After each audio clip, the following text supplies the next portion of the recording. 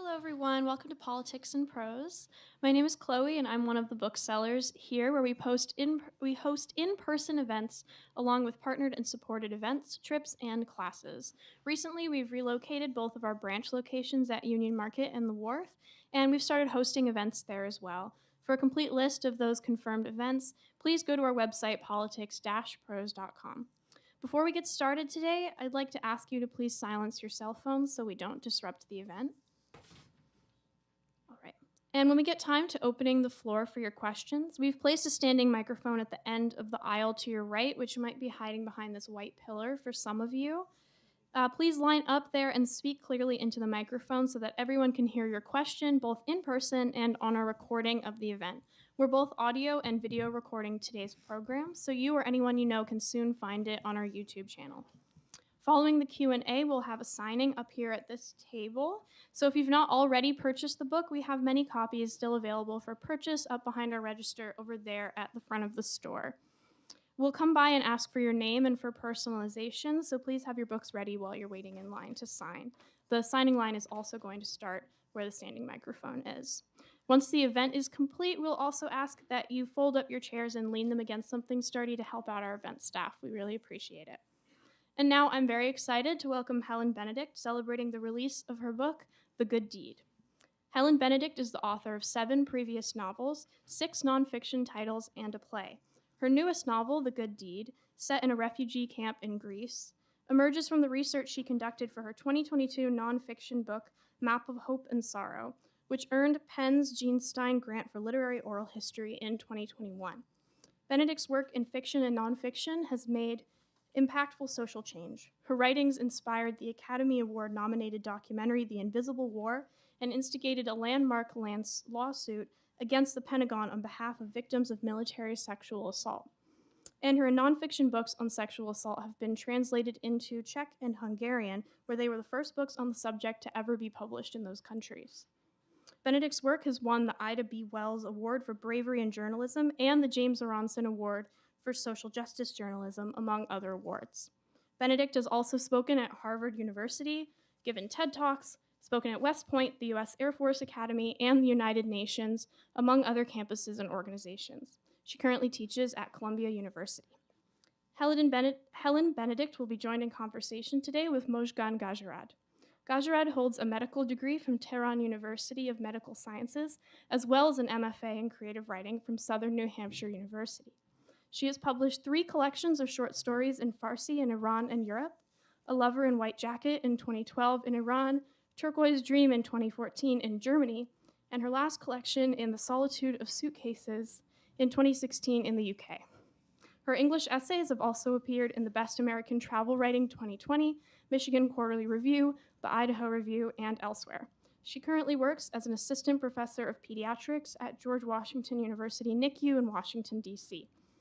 And now we are so grateful for the opportunity to host these wonderful authors today and to share in the celebration of Helen Benedict's new novel. But before we welcome these wonderful authors up to the table today, please join me in welcoming Sanat Karkat for opening remarks.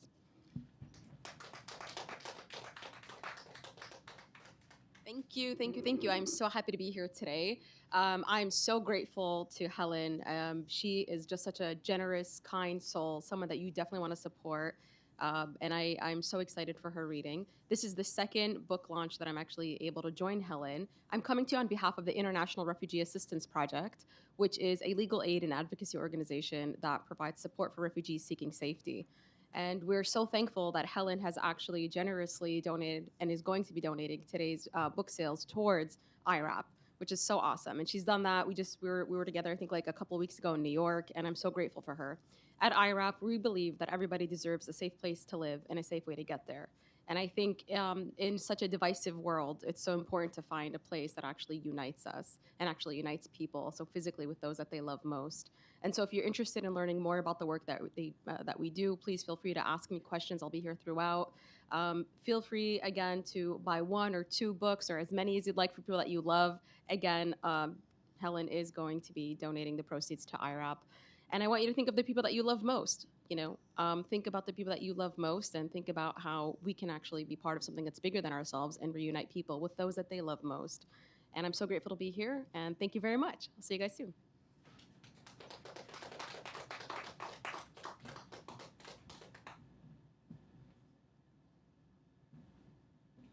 As if we're walking on some television stage.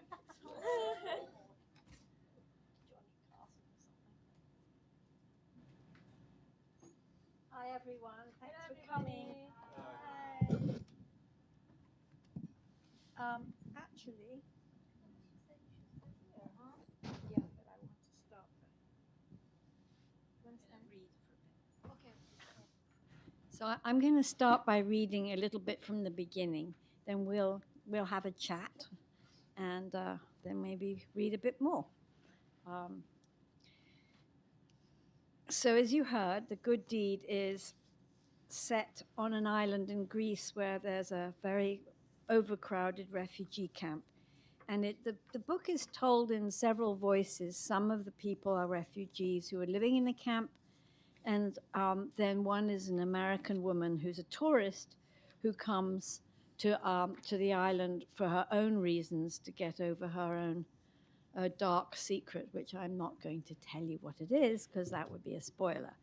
But her name is Hilma, and she opens the novel, so I thought I'll just begin a little bit here. Hilma. The sea around this island is so brazenly blue it puts even the unblemished sky to shame. How mystifying it is that the ancient Greeks had no word for the color. Wine dark sea, like living in a forest and having no word for tree. I am without canvases here, my brushes forever abandoned.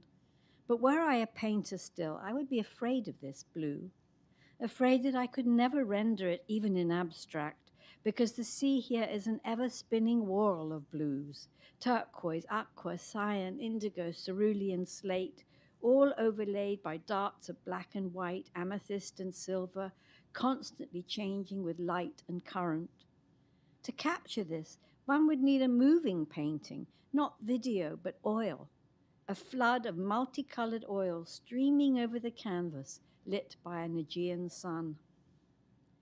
I'm watching these blues from the mountain apartment I rented through Airbnb, its stone terrace veined in gold.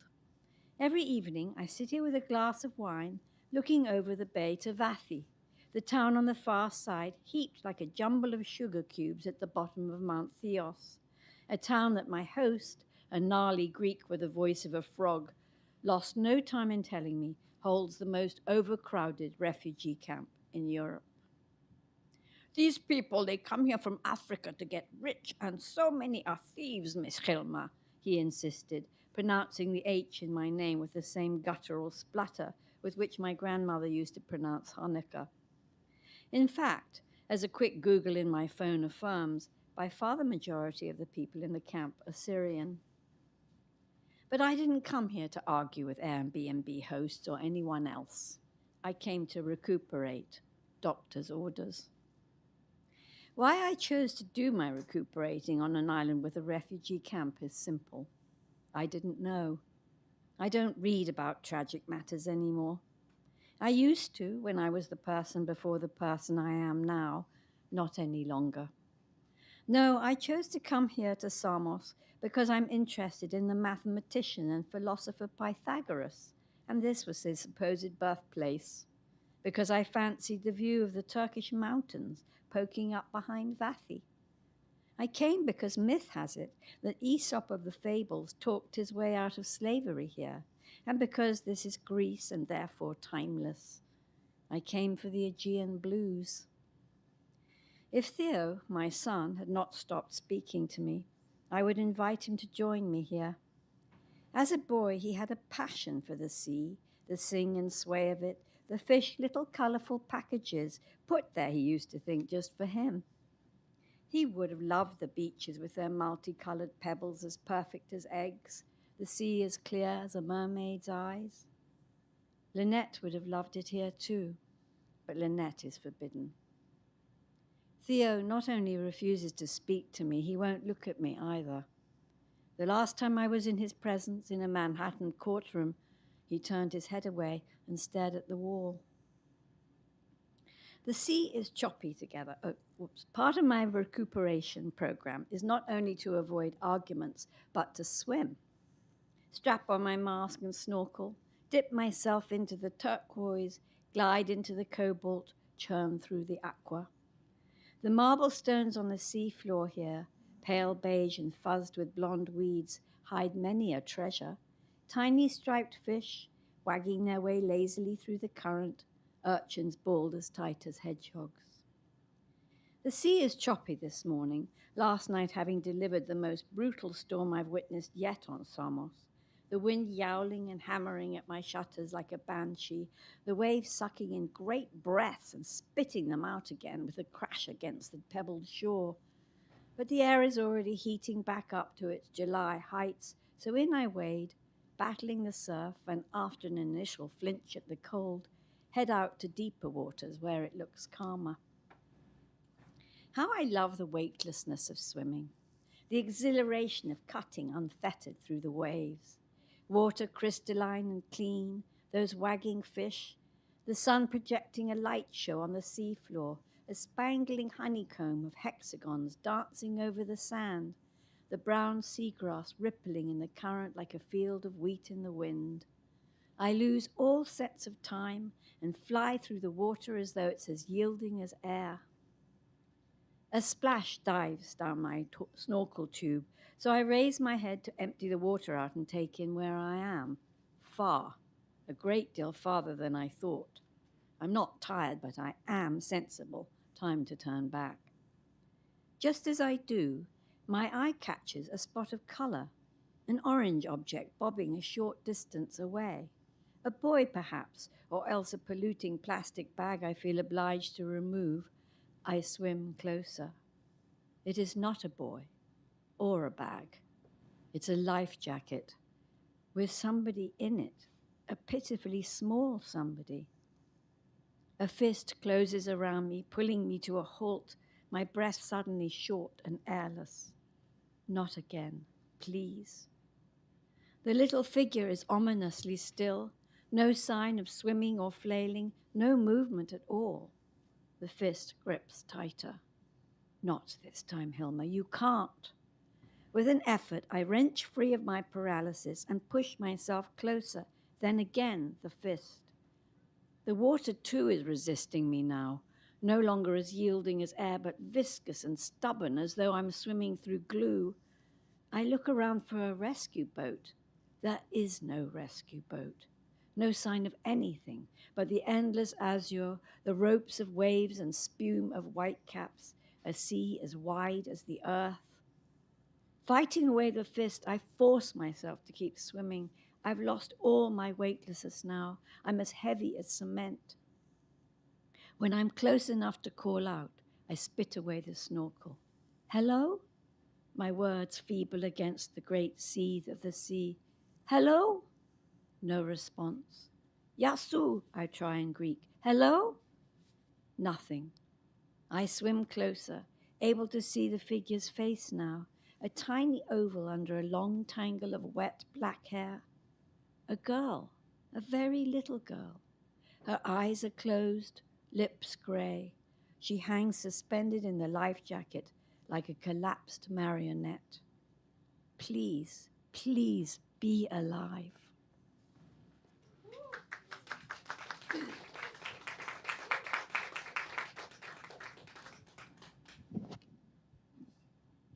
Can you guys hear me? Thank you, guys. Thank you so much, Helen, for reading this wonderful opening from your book. Yeah, so I am so happy that I have a chance to talk to you, and also I am so happy that I had a chance to read your book, because I think that's an important book to read at this time.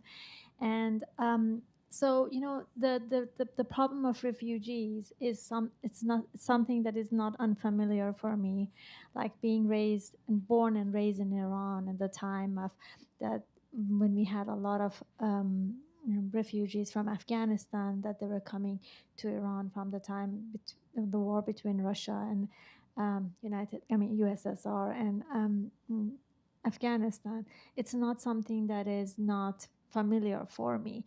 But the question comes to my mind is that how did it become something that you would like to write about? So can you please tell me, how did you end up wanting to write this novel?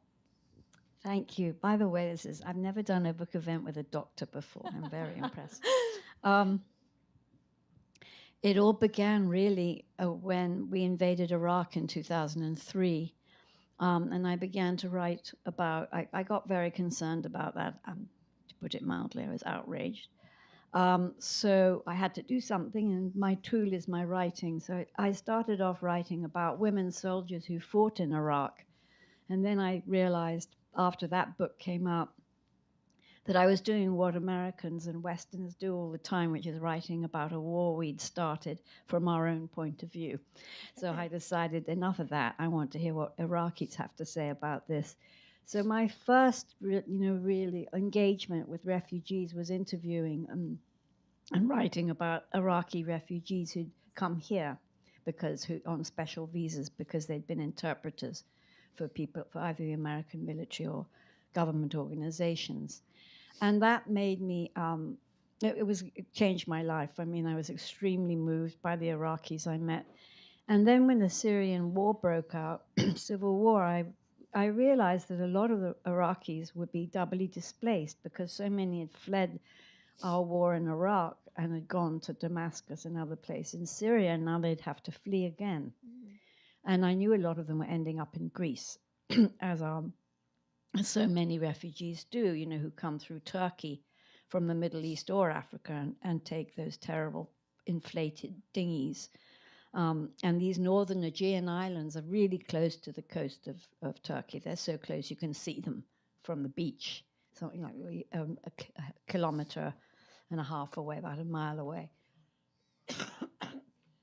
Excuse me. So I went there thinking I would try and meet some Iraqis who'd been doubly displaced.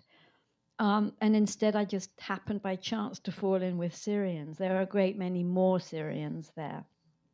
And I met this young man, Iyad Awadonan, my second day in Samos, and we just hit it off instantly. I just bumped into him in a store.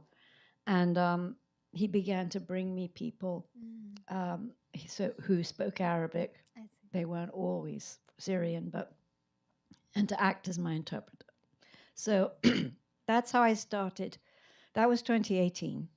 And then I ended up going back over and over again over the years, getting to know some of the people that I met who were living in that camp in more and more depth, and talking to them and gathering their stories over years. So I have hundreds of hours of tapes, but we would also just hang out and have coffee and take walks and become friends. But that's really what informed this novel. I see. That's very interesting to know about the background of this book.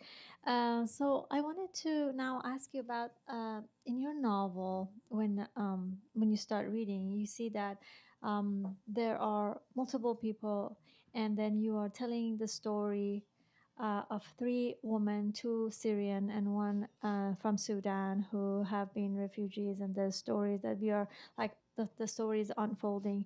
But then also you are like telling the story from the first person view of each of these people. Well, also from Hilma, which is the American. So we see like few different storylines in this book, which we can follow each one.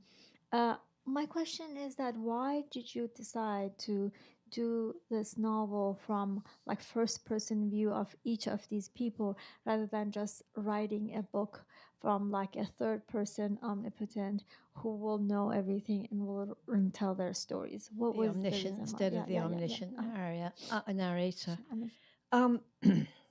Because I didn't want to create that distance of being the the all-powerful godlike voice telling the story. I wanted to help the reader feel inside people's heads and hearts. But also the structure of the novel is that the women in the refugee camp meet every day up the mountain up above the camp and sit down and pass the time because they're not allowed to work and there's no school and there's nothing to do. That's one of the worst things about refugee camps. There's absolutely nothing to do all day long except wait in line, one line or another, for food or a bathroom. And they meet up there and they tell each other their stories. And so the stories are told, but there's also dialogues that go on between the women as they're talking. So that sort of necessitated So the first voices because they're actually talking to each so other. in a way, it was like organic to how these women would have told their stories. So Yeah. basically, but that's how you made the decision, which Yes. is nice. I think that it does a very nice job of bringing the story of characters on a very emotional and then humanistic way. We understand their pain, we are with them when things are happening to them. So I feel that it was successful in getting that to us rather than just telling or narrating the story for us. I know that you mentioned about the research that you did for, but I'm just like, it's amazing that the details that you're telling in your book about that. Can you tell me more about like how you like after you had all these like heard about them or you were there, how did you conduct that and then brought that into this book, the body of research that you brought into this thing? And then I know that you have written another book before of nonfiction. Why did you not write this one as a nonfiction too? Well, because these aren't real stories and they're not real people. So, this isn't thinly disguised nonfiction. I didn't base any of the stories on any actual person. I see. And in Map of Hope and Sorrow, I tell the stories in depth of 5 different people who live in the camp, and they're from different countries, including Afghanistan, and one's from Nigeria, one's from Cameroon, 2 are from Syria. So I thought I had done that. But I actually believe, since I often switch hats between fiction and nonfiction, that fiction gets much closer to the truth of the human experience. Because when you're interviewing people in real life about their real experiences, that there's always going to be a barrier. There's only so much people can let you into their hearts. Maybe it's privacy, maybe it's fear, maybe they don't even know themselves well enough, maybe they don't have words for it, they're protecting other people, or you don't want to push too hard because you don't want to re-traumatize people who've already been through a terrible time. Many, many barriers that don't exist with fiction. So listening to the people I met for years, I just sort of soaked in the stories, soaked in the way they talk, soaked in the rhythm of the language, and soaked in the rhythm of Arabic to some extent, and then put it all aside and turned that thing on called the imagination, which is our greatest tool that's not talked about enough when we're with fiction writers, and then just made it up. But I do believe when the kind of fiction I write, I feel needs to be factually accurate, if that doesn't sound like a contradiction in terms, factually accurate and as truthful as possible, so that even though these aren't real people, and everything that happened to them could have happened or does happen in some way. And some of the actual incidents I did take from real things I knew about or heard about. Yeah, I mean, I feel like this book is also a serious book, meaning that it talks about sexual violence about against women and not talk about scenes of killing. And you do it so beautifully in a way that it's not like shunning the reader when they're reading it, but at the same time, it doesn't leave things as vague that I don't understand. Did it happen? Did it not? How do you do it so beautifully? Tell us about it. Well, let me talk about the sexual violence part of it. I've done a lot of work as a journalist with survivors of sexual violence. And I think we need as writers to be very realistic about it, but to avoid being sensationalist or God forbid, eroticize it or turn it into porn. So I choose to do it almost sort of out the peripheral vision, as it were. So there's one of the characters reveals what happened to her in the course of her interview for asylum. It's a formal interview which is totally based on real asylums. These are all the real questions that asylum seekers are asked. And what happened to her gets revealed kind of obliquely, because you don't need to say very much for the reader to fill in the rest with their imagination. And I think that can be more powerful than being super graphic all the time. Yeah, exactly. What I was trying to stress is that it is reader understands what's happening, but it's not grotesque, or it's not like something that will annoy, or as you said, it eroticizes it to the point that people just read it because they want to write, like read something interesting. So I think that's a powerful aspect of your book, how you have managed to write about these. But I also wanted to ask you one question. Like these characters, when I was reading the storyline of these women, I personally liked Amina because her character, maybe because she was a poet, and I love poets, and it was the story was like it was very tender. So, and I think that as we write as writers, we usually have a favorite character. Who is your favorite character? And can you tell me, and do you mind reading a little bit about Amina? That'd be great. Happy to. You didn't say who is your favorite character. Do you have one? Yeah, I do have one, but in a way, I don't want to prejudice you who haven't read it yet, because if I say that, then Okay. you might give short shrift to the other characters. Okay. So I'm going to keep that one quiet. Okay. But I think everyone will probably have a different favorite. I mean, when you create people for fiction, they become as real to you as your friends. Exactly. So I'm not going to go around saying, well, I like this friend better than that friend, or God forbid, even But you more always close, have best child. friends. Yeah. Yes. Well, let's say they're more like your children in a way.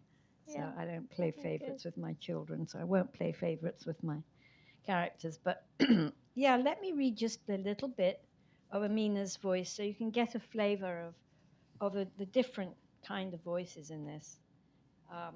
I'll just do it here. Amina. Down in the town here, old men sit in their cafes, smoking cigarettes, playing dominoes, dice, or cards, drinking ouzo or metaxa, coffee or sugar-laced tea. Talk and braggadocio, grizzle and gristle, legs spread to display the dangling insistence of testicles. Women swing past, lips glossed, shopping bags heavy, hair dyed a rusty red, their children sleek and fat, careening by on bicycles, sucking on ice creams. Tourists come and go under sun hats and sunglasses, snapping photos, applying lotions, spending money. We, on the other hand, stay high up on the hill in a metal box, packed onto rows of bunk beds with 34 other people like rolls of carpet on a merchant's shelf. Leila found us 2 bunks in a back corner, she and I on the lower levels, her sons, Hazem and Majid, boys as small and sharp as thorns above.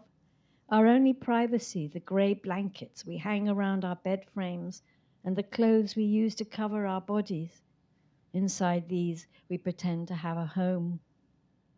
Sometimes we look down at ourselves, shocked at how this place has changed us.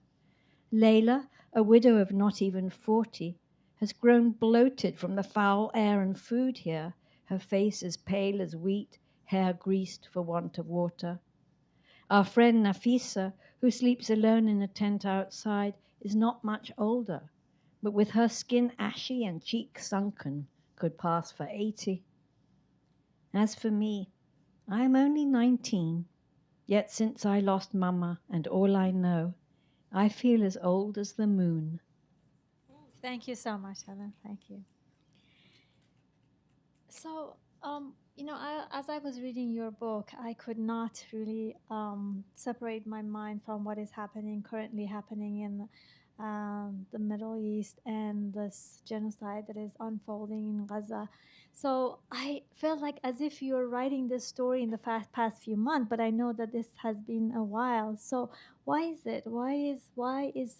Is that because it's the nature of war and the refugees and people going from one place to another that makes it so like resonate with people and the things that are happening right now in Middle East? Is that just go ahead? I think there's a lot of truth to that. I think there is that war in many horrible ways is always the same and does the same kind of brutal things to people. And as is the plight of refugees, at least the refugees who aren't white and Christian, as we've all may have noticed, Ukrainian refugees got a very different reception in most places, not everywhere, but in most places, compared to Syrian or African or other refugees from the Middle East who aren't white and Christian. But I'm going to back up and talk a bit about, I've never said this in public before, but what drew me to this emotionally, this subject. And it has a lot to do with being Jewish. I'm only half, but lately I've been feeling that half a lot. Because I was very struck when I met Muslim refugees about how they've been pushed around the world and how they've been discriminated against and demonized. It was just very much, it was so like what happened to Jews. And I felt and do feel a great bond with them. I've had the most amazing conversations with my religious Muslim friends, and I'm an atheist Jewish person, and we find what we have in common, which is, I think, something so needed in the world today, because our values, our humanitarian values, are more important to us than anything. Actually, what Iyad, my co-author, said to me is that he feels, in a way, that his belief in Allah, that Allah to him is very much an embodiment of all the values, these humanitarian values he feels are so important, and that we totally share. Tolerance, kindness, against racism, we're against the superiority of one religion over another. And I won't trot out all the humanitarian values for you because I think you know what they are. But anyway, I'm just very, very drawn to this subject and to people who go through this, and I feel connected with them.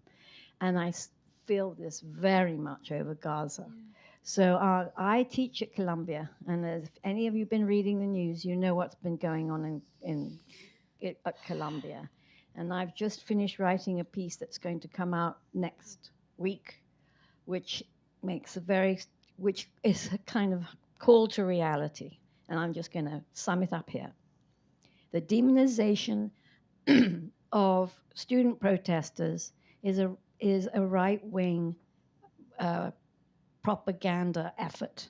I've been on that campus every day. They are in an enclosed space. They're not in the way of anyone. They're not occupying buildings. They're not violent. They're not disrespectful. They are incredibly organized and quiet. Now, there are, the occasional hotheads who shout hideous, hateful things, and then the press seizes on them, and then you think, and then suddenly all the right-wing politicians, most of whom are white nationalist Christians, by the way, let's not forget, are screaming about anti-Semitism on campus, which is very ironic. The point that you're saying is... But let me just, one more thing. Okay. In all this, we're forgetting what's happening in Gaza. Exactly. So that's the thrust of my article, because that's what the protesters care about. Yeah. They want this killing to stop. I think this is what the students are also saying too. They're saying that, well, yes, what we are protesting, but let's not forget what's happening in Gaza. So yeah, I think that this process of dehumanization and demonization that you're saying is very true. And I think that your book is like doing exactly opposite. That's what's happening, making these people, making these characters like feel very human, and we go through their pain, and we feel their pain, we see their agony, and then we identify with them, which is great. I hope you also see some hope and humor as well. It's not all. I don't want you to get the sense that it's nothing but bleakness. Actually, I did. Like, the Greek host, Cosmos, is very funny to me. I mean, when the passages that he talks, that's amazing. I mean, I really like it. Was funny and very entertaining when I was reading about it. So one last question I had before we open it up to our audience is that, well, I see that you have picked up the characters are all women, and I kind of tend to do that too, and I would like to say the story from their standpoint. But obviously, there are like men refugees. So, did you ever think that you would want to give a voice to one of these men, like male refugees as well? If you thought, why didn't you do it? And if you didn't, why not? Well, there is one male voice in it who's the Greek Cosmos, because actually in my nonfiction book, most of the people are men. But I feel, having been reading the press, media stories about refugees for years now, that actually much more is written about men than women. And one of the reasons is that a lot of women are in the camps, at least, they haven't been allowed the education that men have. So they're not speaking English, or they're really frightened because so many of them have been sexually, been raped on the journey. They've been through terrible traumas. They've lost children. So they tend to hide away more, or the men make them hide away more. There's various reasons, but they're not as accessible to reporters as men are. So we don't hear about them. In fact, I have one of the characters saying it. Who tells the stories of women refugees? Who's going to do it if we don't do it ourselves? So that's a big reason why I wanted to keep the lens on women for a change. Yeah, and I think that, as I said, I just wanted to know why, and I didn't know that you have already talked about a lot of male refugees in your previous book. So, with that said, I think that we can open this up for questions from the audience. If you guys, you can come by and talk here, right below the clock. Do you guys want to have any questions? There's a mic here they would want you to use because they're taping this. So, yeah. I'm gonna go first. And this is way taller than I am. I'm like 4'11". I had a question, Helen. I know you've met so many refugees and you have so many stories. What is one particular story that has stayed with you? And from the discussions that you and I have had, I know you visited a lot of refugee camps. So I wonder, what was that story and what was it about that particular individual that just like stood with you? Well, there are a lot of them, but the first one that pops into mind is a young man from Mali called Hamidou. Hamidou grew up as a shepherd. He never went to school. He was illiterate. His family were slaughtered when he was a baby because of ethnic conflict in his region. But his older brother was spared, so his older brother raised him to be a shepherd. His brother was a lot older. And then the ethnic conflicts flared up again, and the older brother realized that they were in for it. So he sold all their sheep and collected the money and gave it to Hamidou and said, if anything happens to me, get out of here. Hamidou and his brother was killed. Hamidou was only around 16. He didn't know how old he was exactly, but only around 16. He made it all the way to Greece on his own. When he arrived in Greece, he enrolled in the local NGO free school, and within 6 months, he could not only read and write French, but English. Absolutely incredible young man. And, if anybody thinks of, the illiterate, they're hopeless, or shepherds or peasants, they're not, I think some of us assume they're not very smart or something. Oh, no. He's amazing. And then he became a master woodworker and metal worker as well, all within a year or so. I mean, he just incredible. And then he made his way to Paris, also on his own. It reminds me of Sadiq in this book that knows 5 languages and is like going to go ahead and learn more. Maybe you have like picked that. That was like, You know, I'm glad you brought that up because that's another stereotype, you know, that most people who become refugees are working class or farmers or, no. I met many people in that camp. I met university professors, engineers, lawyers, um, midwives, doctors, architects, uh, teachers, people with many languages. You know, when the war does not say you're all right, you're not all right. You know, war hits everyone. I mean, I have like a Syrian, good friend of mine who is a Syrian doctor, neonatologist. Actually, it's a refugee from Syria to here with his 4 kids. So as you said, that there are so many. It's not just as they're portrayed in news that they're like having not much of education or anything. They are like, I mean, it's just like us, like everybody else. It's just Like us. unfortunate what happened to them. The wars and conflict. Yeah, and it's not only war and conflict. Some of them were political refugees. You know, they had been opposing a dictatorship at home and had to leave for fear of being killed. And then a lot of them were also LGBTQ refugees fleeing countries where it's been made illegal to have sex with somebody of your own gender, or transgender issues too. So I met a lot of people who are in that category. I just heard this morning that Iraq has just passed a draconian law, a homophobic law, joining the crowd, and that was a very moving situation, and often really harsh stories for those people. Hi, thank you so much. I was wondering if you can speak to occasions when your assumptions about displaced people or a specific person you're interviewing were challenged, and what it was like to learn, or what you did learn about like the preconceptions that we can have even if we've interviewed many, many people. I think I learned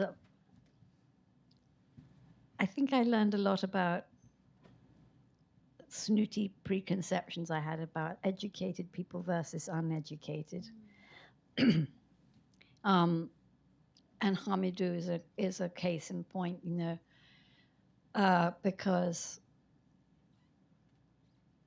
that's one thing, and because I saw such a hunger to learn, and one of the major frustrations of people in the camp, most of whom are young, most of them are college age, you know, or younger, high school age, was just how infuriating it was for them not to be able to be in school. That's what they really wanted more than anything, was to learn, was to keep learning. That really moved me. But I think another thing is that we hear a lot about how when people are in dire circumstances, they turn ruthless and cruel to each other. And I saw so much generosity and altruism happening in that camp. Not everybody. Some people were definitely into exploiting each other. But given that so many people had arrived having lost their families, either because they'd been sent first or because their families had been killed or died on the way, so many young people were completely alone. And so they formed these bonds with each other that were like sibling bonds, or mother bond. You know, sometimes older people would become pseudo-parents, which happens in my novel, actually.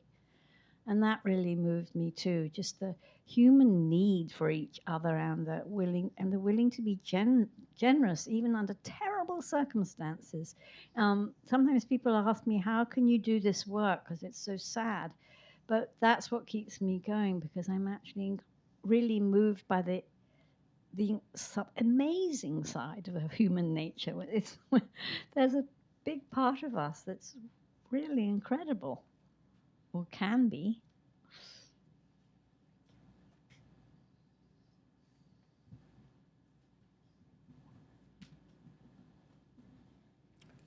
not exactly sure how to ask this question, but I'll try. So my sense is that the barriers to feeling compassion and empathy either toward refugees or to, you know, Palestinians if you're an Israeli, or Israelis if you're a Palestinian, have to do with not being able to hear someone else's story and how they view the world. And I'm just wondering how you see some maybe complementarity between fiction writing and nonfiction reporting that kind of elevates the stories as vehicles to break down those barriers. Thank you. That's a great question. Actually, that's really essential. So to start off with the nonfiction, the reason why the people in that book, in Map of Hope and Sorrow, wanted to tell me their stories, or actually mostly they tell their own stories because it's largely oral history, is to push back against exactly that kind of refusal to listen and refusal to see other people as fully human as yourself. You know, so many said to me, I want to remind the world that all these stereotypes about us refugees being parasites, being, you know, child killers, being, you know, you've heard what, you know, a certain person with orange hair likes to say. You know, some of the awful rhetoric out there about refugees and migrants is very, very wounding to those at the receiving end of it. And they want, the only way they know how to fight back is to say, let me tell you my story so that you can see that all the things I care about and need in life are the same things that you care about and need in life. And that really is so much a part of my fiction too, is that I want to fully fill in people, and so you get to know them almost as friends. And whatever ideas you might have about Muslims, or, you know, or very religious people, or atheists, or whatever, you know, will fall away in the face of their humanity. Hopefully. Any other question here?